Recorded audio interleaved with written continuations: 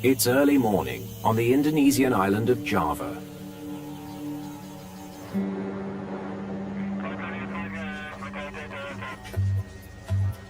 Garuda 200 cleared for descent, runway 09er. Surface wind is calm, visibility is 8 kilometers. A Boeing 737 flies high overhead. Copy that, runway 09er. Wind's calm, visibility 8 kilometers, 27,000 feet. 27,000. The crew of Garuda Flight 200 is getting ready to land. All right, you can go ahead and proceed with the landing checklist. Landing lights on. Approach frequencies check. Indonesia is made up of 18,300 islands, so air travel is incredibly important. Garuda is critical to the aviation infrastructure. Fasten seatbelt light is on.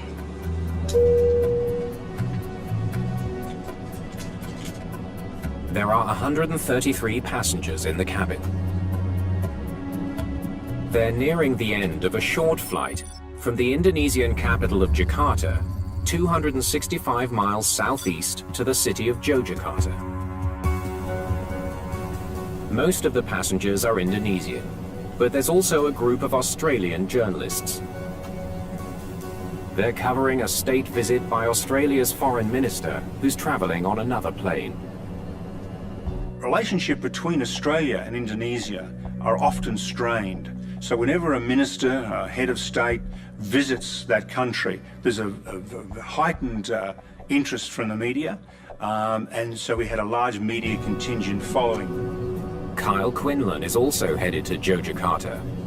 He's an Air Force security officer, part of the foreign minister's advanced security team. I was working for 34 VIP Squadron. They're the guys who look after security for Prime Minister, the heads of government and stuff like that. We had to travel internally on civilian aircraft. The plane is about 15 minutes from touchdown. The speed is 320 knots. Okay, when we're cleared, we approach runway 9, course 088. Captain Muhammad Marwoto Kumar has been with Garuda for 21 years. Approach flaps 40, auto brake 2. With airspeed approximately 141 knots. On landing, parking stand to the left. As they near the airport, he briefs First Officer Gagam Rakeman on the final steps needed to get their plane on the ground. Understood. Approach briefing complete. This was a typical day out for these pilots. Captain was very experienced, the co-pilot a little bit less experienced, but certainly just another day at the office. A short flight, easy.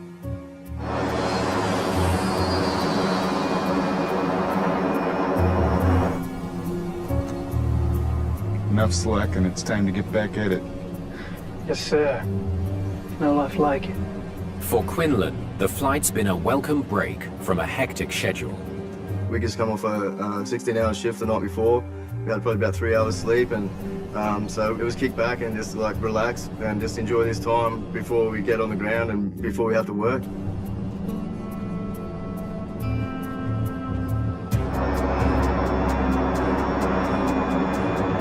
The plane is less than 15 miles from the airport. Whoa, strong wind. They hit some slight turbulence. What will challenge you in tropical latitudes close to the equator is the fact that the weather there has a greater exchange of heat, and therefore you're going to get more wild winds. And you've got to be on your toes as a pilot. Garuda 200, you're clear to approach runway 09er. Let me know when you have the runway in sight. Copy that. The bumpy ride doesn't alarm the experienced captain. Flaps 1. He continues with a landing approach Flaps 1. and calls for the flaps to be extended. Flaps increase the wing's surface area, adding the crucial extra lift needed at slower speeds. Gear down. Gear down.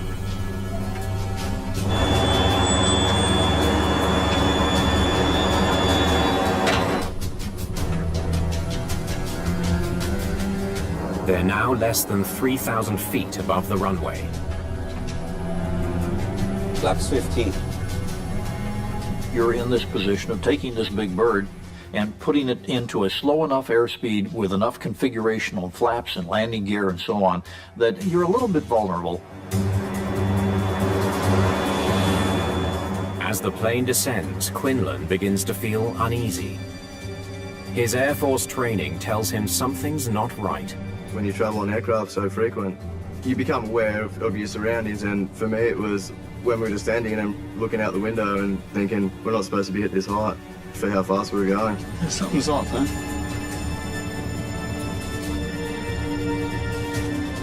Clear to land, 2 miles out. Quinlan can't shake the feeling the plane's dropping too fast. When I realised something really bad was going to happen, I turned to my boss and I said, We're going in. Okay then.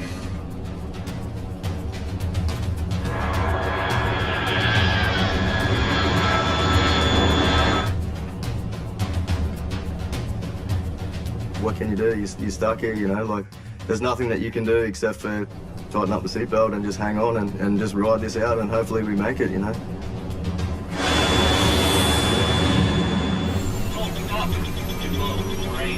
Whoa, go around, Captain, go around.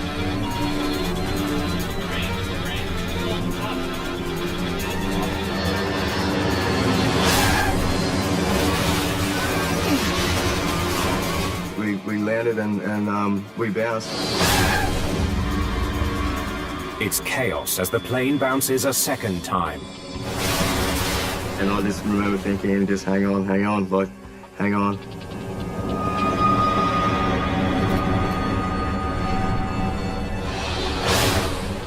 Then a third impact, and the plane isn't stopping. We're scraping on the belly. I can hear the wings, the engines, everything.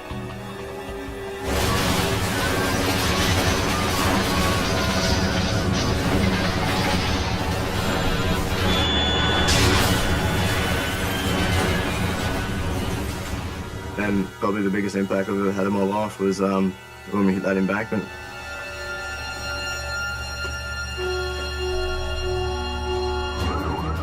Emergency crews race towards the crash site, but the 737 has careened off the runway into a swampy rice field. Getting vehicles to the site won't be easy. When you've got a crash that occurs in the middle of an airport where there's plenty of access, it's one thing. But when it's out off the airport side, in this particular case in a rice paddy, very limited access, it gets almost exponentially more difficult.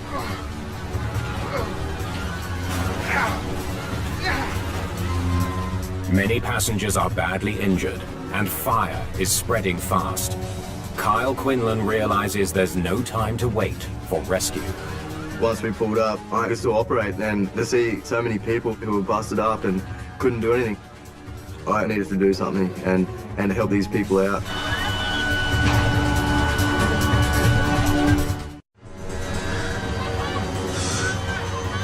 Inside the burning fuselage of Garuda Flight 200, Kyle Quinlan struggles to get out. Fire is blocking the nearest exits. The whole plane is just, there's all just the glow and the heat coming from the right side of the aircraft. If the fuel tanks ignite, the plane could explode. But firefighters can't reach the crash. Anytime you've got the possibility of fuel, you need fire suppression right there, right now, because you've got massive flames at 1,800 degrees, and you've got a lethal situation. Quinlan still can't get out. Turn to my left, jump across, grab the emergency exit with another Indonesian guy and crack the emergency exit.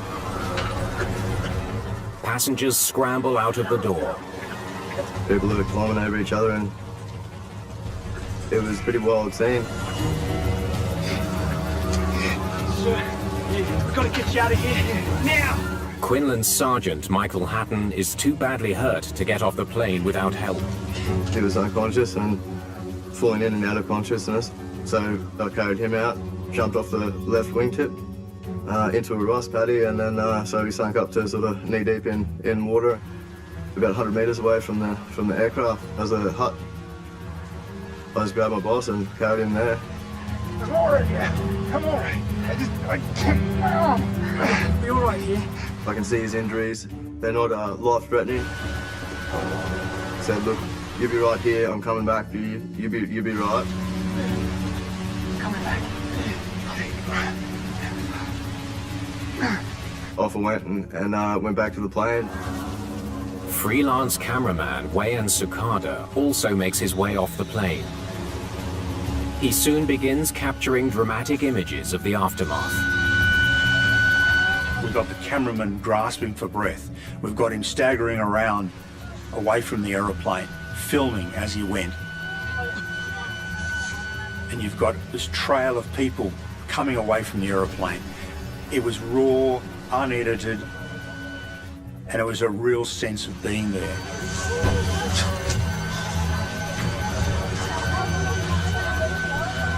The fire and the intensity, it was massive, you know, like this thing was huge explosions going off, big plumes of black smoke.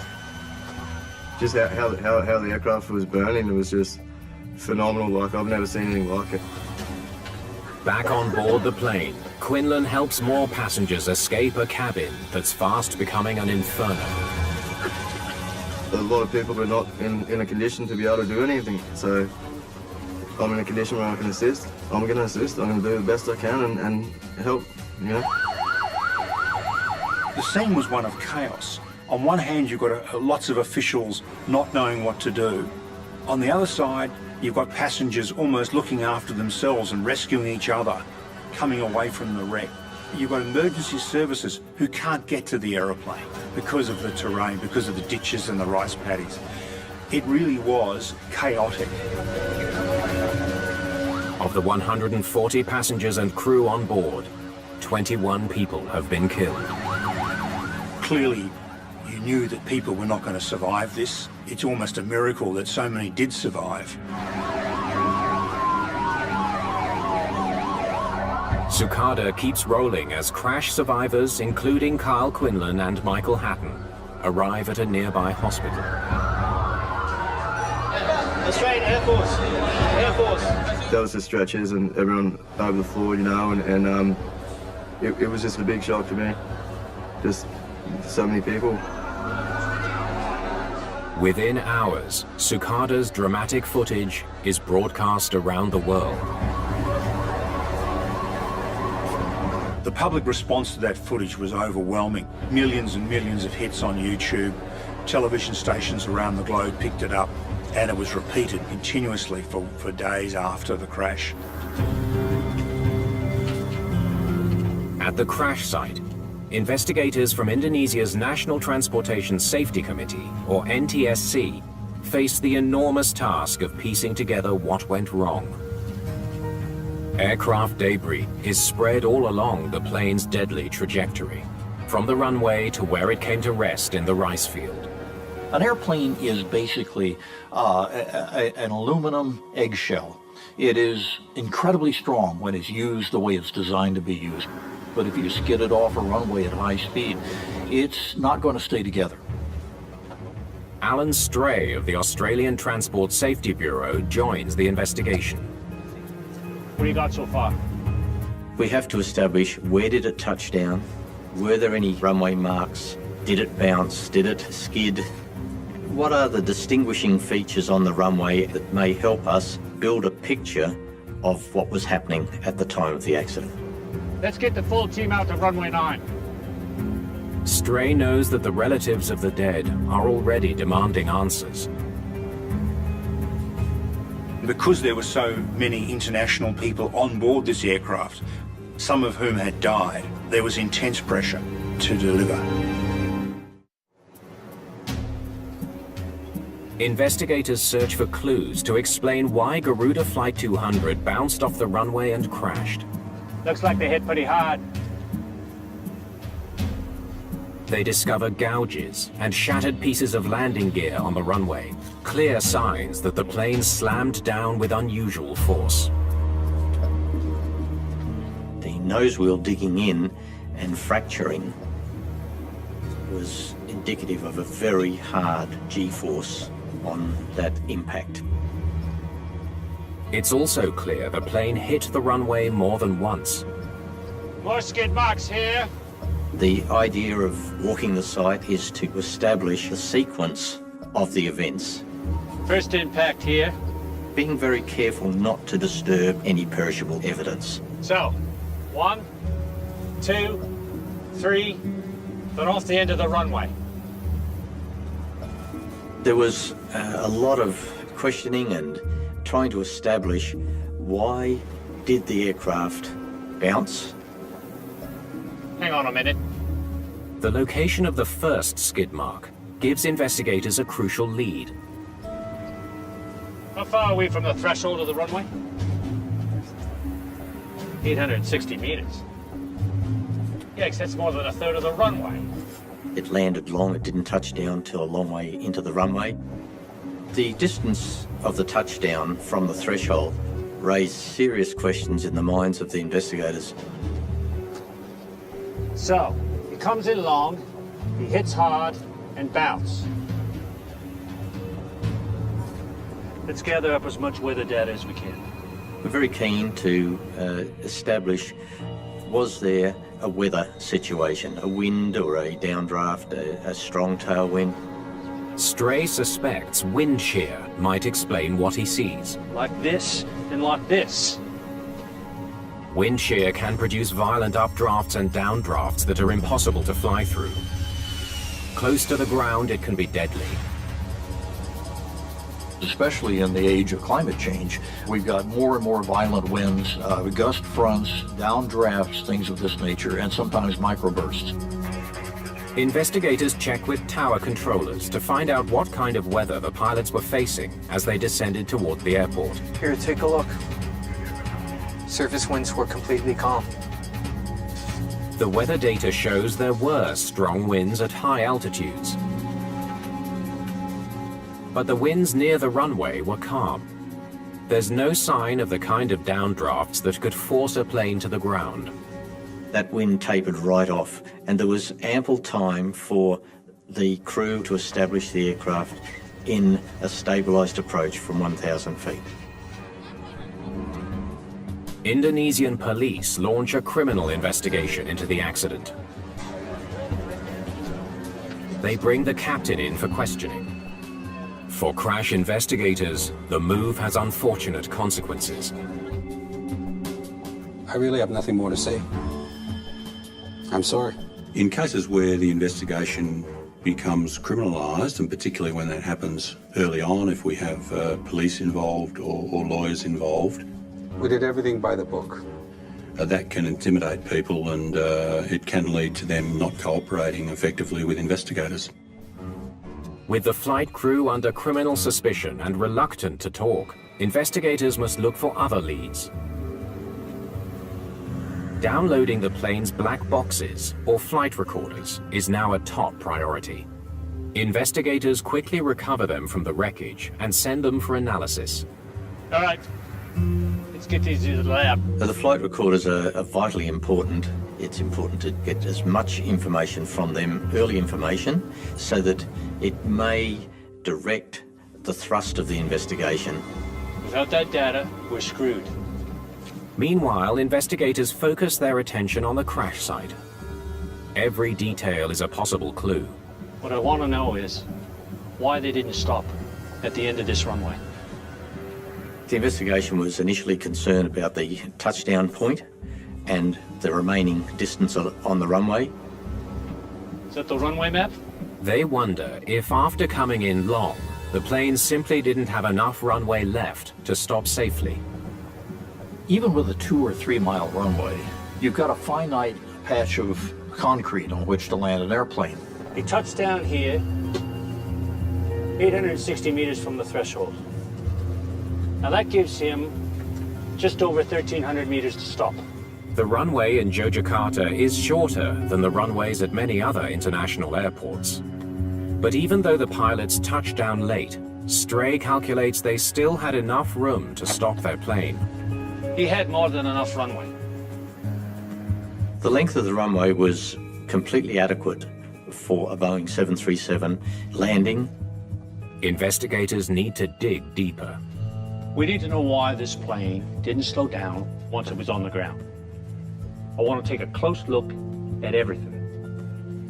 They begin a painstaking analysis of the major mechanical systems on the 737, especially those designed to help the plane slow down and stop on landing: brakes, spoilers, and thrust reversers. Was there a mechanical failure? Looking at the performance of the aircraft, was it physically possible for the aircraft to stop? The careful analysis of the plane's mechanical systems provides a potential breakthrough. I think we got something here.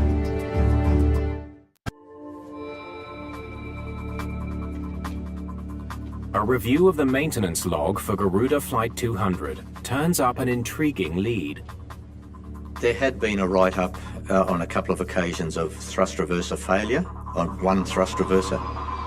The thrust reversers redirect the jet's engine exhaust forward to help the plane slow down on the runway. You've got to remember, it's not just a matter of kissing the wheels onto the ground, it's a matter of dissipating a tremendous amount of energy, a tremendous amount of kinetic energy. How do you do that? Well, you do it with the friction between the tires and the runway, hopefully using anti-skid. You do it with reverse thrust. We're not stopping! Don't thrust reverser! Investigators wonder if a malfunctioning thrust reverser explains why the crew couldn't stop before they ran out of runway. Full brake! At the end of the day, you still have to dissipate all that energy, and if you don't have enough room to do it, you're off the end.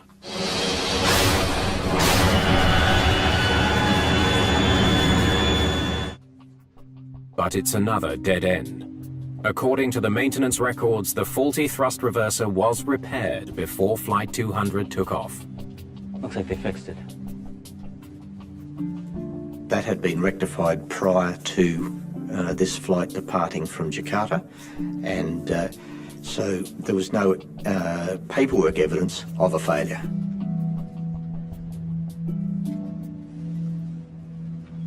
Investigators are going to need another lead. We don't deal in speculation, we want facts. The facts so far are limited. The 737 careened into a rice field after slamming to the ground almost a third of the way down the runway. The question is, why? Was the plane configured properly? Perhaps there was something wrong with the wing flaps pilots rely on for landing. The flap system on a modern jetliner like a 737 create greater lift. And that means that we can approach an airport, or we can take off from an airport with a much lower and safer airspeed. The team scrutinizes the mechanical rods or screw jacks that move the flaps. We needed to look at the flap setting. What flap setting can we establish from the wreckage? We measured the screw jack extension to establish what the flap setting was. What they find is astonishing. Doesn't look like the flaps are all the way out. The screw jacks show a flap setting of just 5 degrees, not nearly enough for a safe landing. We just could not believe that the aircraft would have landed with only 5 degrees. To provide enough lift on landing, the flaps of a 737 are usually extended step by step from 0 all the way to 40 degrees as the plane slows and descends towards the runway. It's hard to overstate the value of the flap systems on a modern jetliner. Investigators aren't sure how the flaps ended up at only 5 degrees. The flap mechanism was damaged in the crash and may have moved on impact. To be certain of how the flaps were set, they need to know what's on the flight recorders. We need that data from the black boxes.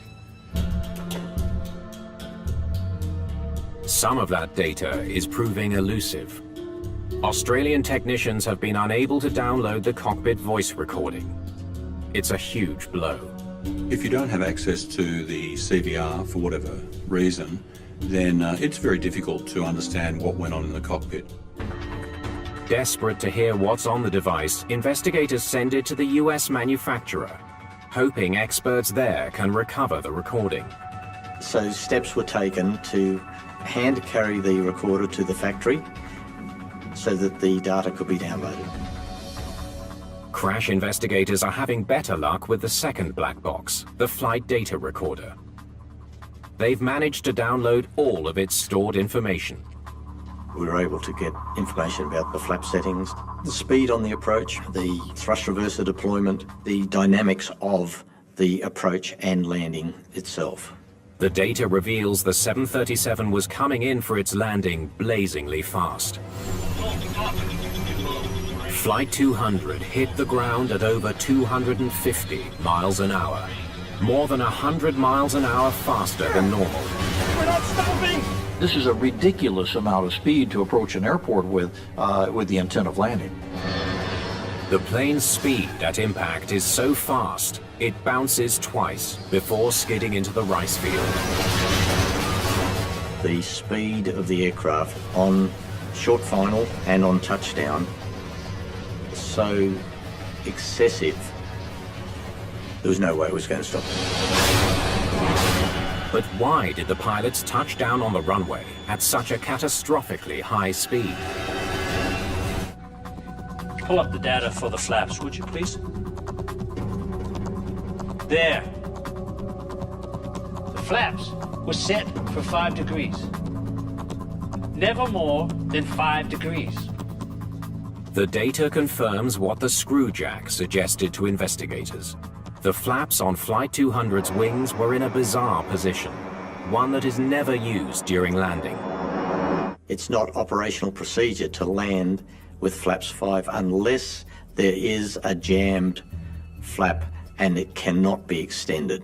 Investigators are left with an alarming possibility: that the plane crashed because the pilots touched down without performing one of the most critical steps needed for any landing. To hear an airplane that has been in an accident because of overrunning the runway had a flap setting of only 5 in a 737 is very disturbing. Why the crew failed to set their flaps properly remains a troubling question. Meanwhile, media reports erode public confidence in Garuda Indonesia Airways. The accident affected negatively Garuda's reputation, but they had had other problems in the past. In 2002, Garuda Flight 421 was forced to ditch in a small river after both engines flamed out. And in 1997, Garuda Flight 152 slammed into a ravine, killing all 234 people on board. Garuda's record at that stage was just a series of accidents and incidents with large numbers of people losing their lives. In the wake of this latest disaster, Garuda is banned from landing at any airport in the European Union. The fate of Indonesia's national airline could be at stake if investigators can't figure out what went wrong on board Garuda Flight 200. Finally.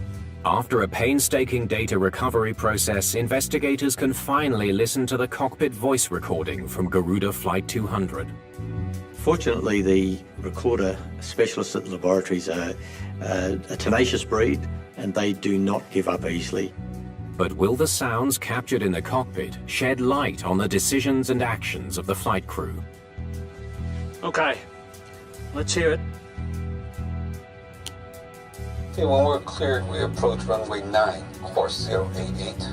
Investigators listen as the crew discusses their plans for landing. What you're doing is listening for the atmosphere and the tone, the ambience, if you like, in the cockpit. Approach flaps 40, auto brake 2, with airspeed approximately 141 knots.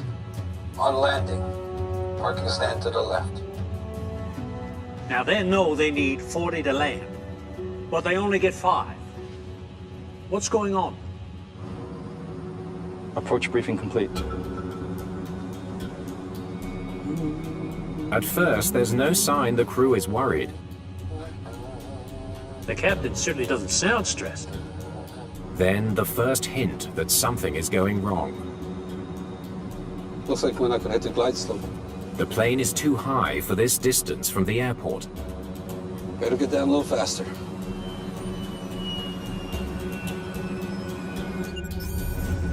To land smoothly, planes need to lose enough speed and altitude to descend gradually and meet the runway at a shallow angle.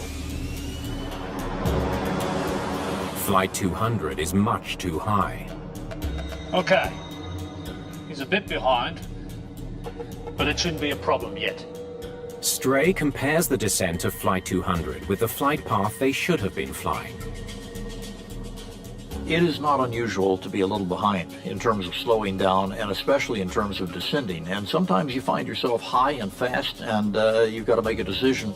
He definitely has some work to do if he hopes to get on track.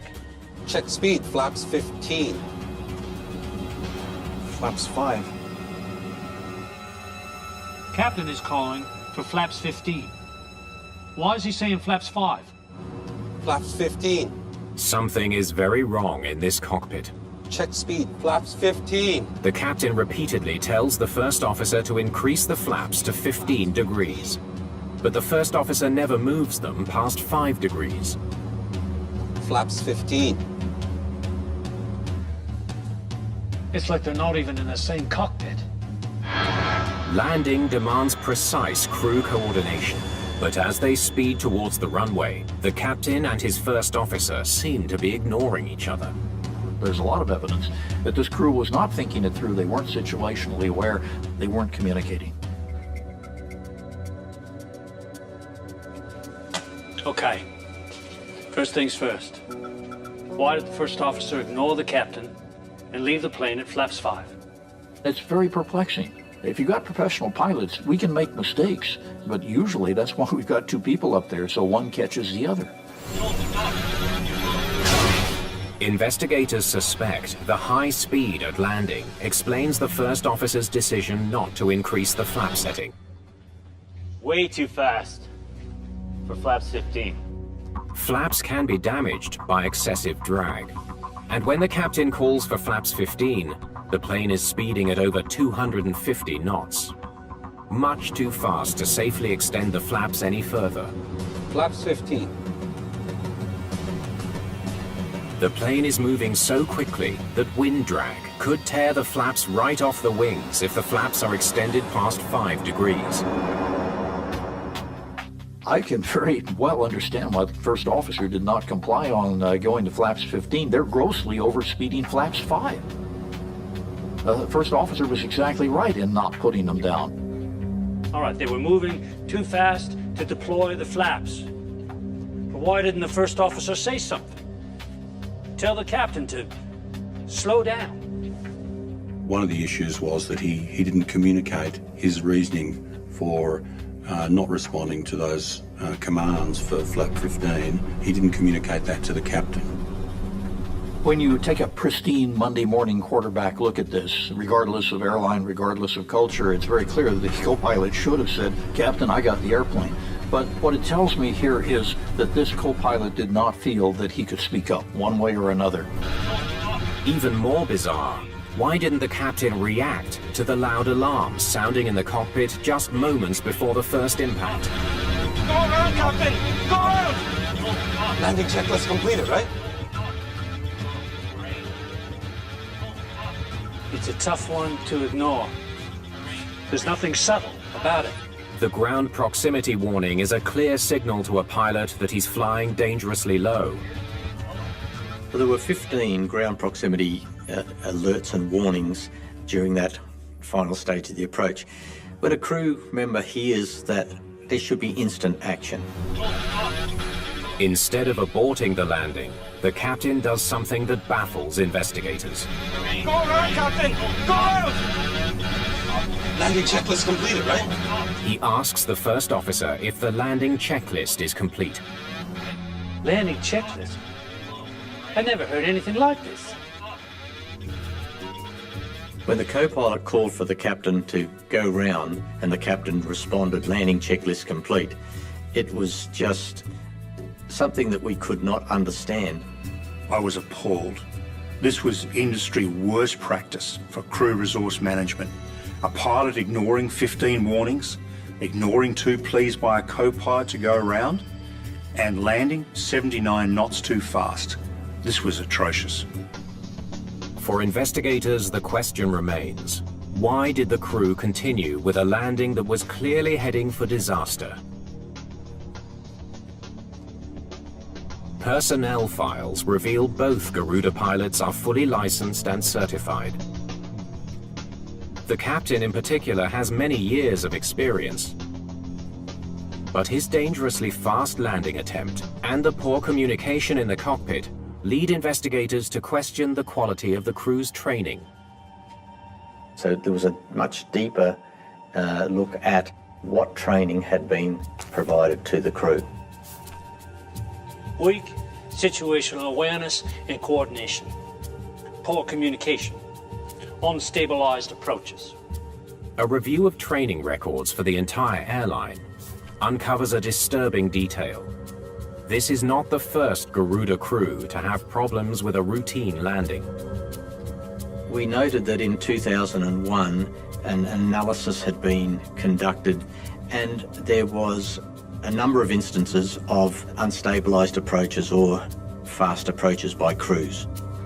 The finding shines new light on what happened in Yogyakarta. Investigators may finally be zeroing in on the cause of the Garuda 200 disaster.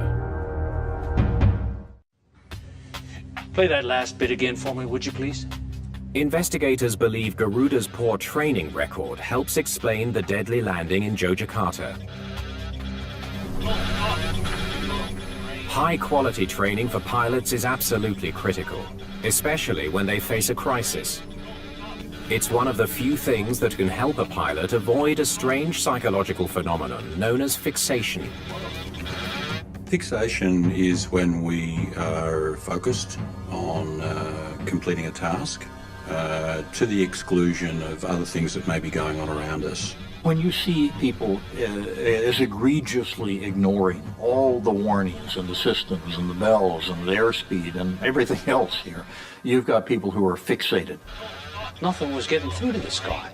Investigators theorize that the captain was so fixated on descending to the proper altitude that he didn't notice his speed. And even when the alarms sounded, he failed to realize that his plane was in grave danger. It's hard to imagine how somebody could get to that point, but we have a lot of flaws. And part of the flaw in the case of a pilot fixating on a runway is that he or she can blank out the rest of the advice, the ground proximity warning system, everything. Training helps combat fixation by reinforcing standard procedures designed to ensure pilots can break the spell and take in the information they need. Oh, go around, Captain. Go around.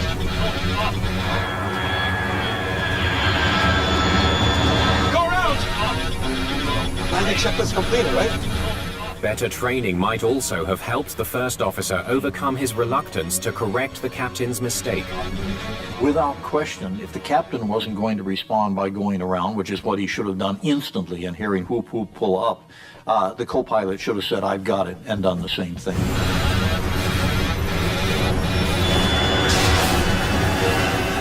Digging further into the airline's operations, investigators discover another factor that could help explain the disastrous landing. Fuel efficiency incentive? Garuda recently introduced a policy that rewards pilots for saving fuel.